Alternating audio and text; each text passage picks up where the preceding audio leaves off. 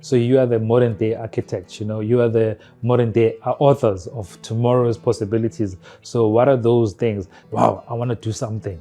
I want to make this, right? It fills the room with possibilities. When this place is now full of possibilities, endless things then can start happening. We can start turning the things around. And for me, then the bigger sell for me was, it goes back to the reason I started as South African, is that how do I sell South Africa to South Africans? So it's like, I need to start with the people themselves, right? And sell them to themselves. And then once the people start believing in themselves, now they start looking after stuff around themselves, and they start now seeing sort of things that they want to actually do around themselves. And then that makes and paints the picture of the place that they live in. There's a lot of content out there, and you're not going to stand out. Accept that.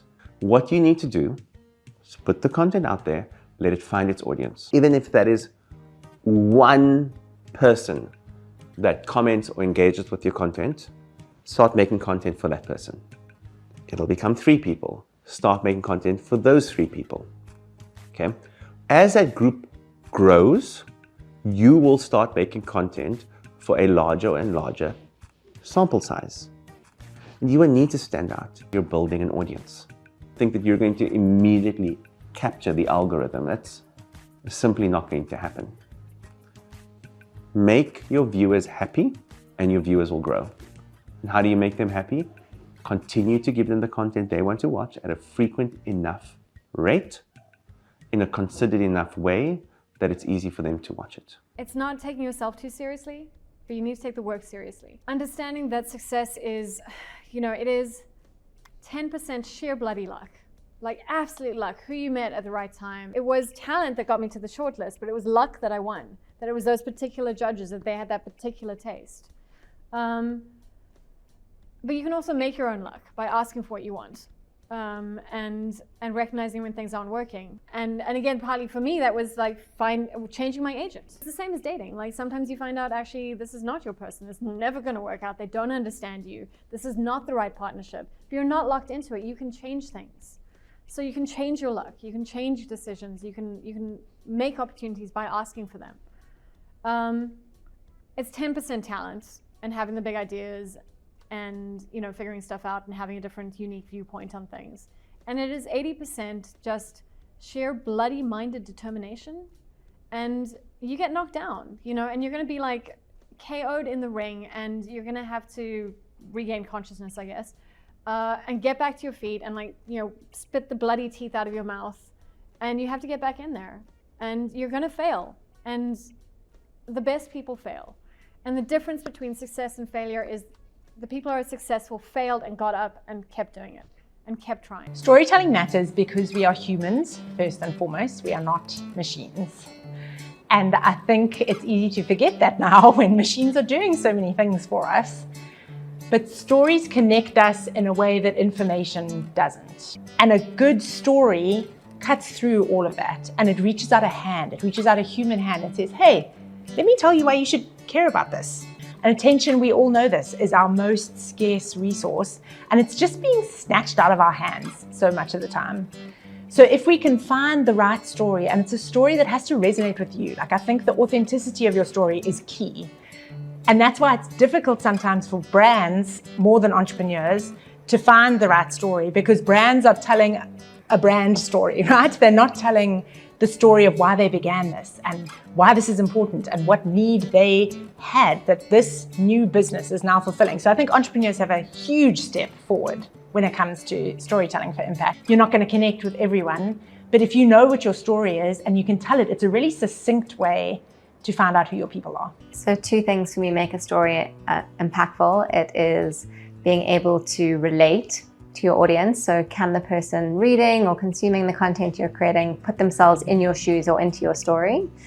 And can you show some level of vulnerability? Can you share the story, not just the win at the end of the story? Can you share some of the challenges, some of the hurdles, some of the days where you didn't have the discipline or the motivation, where it was tough? And I think that just makes it so much more real.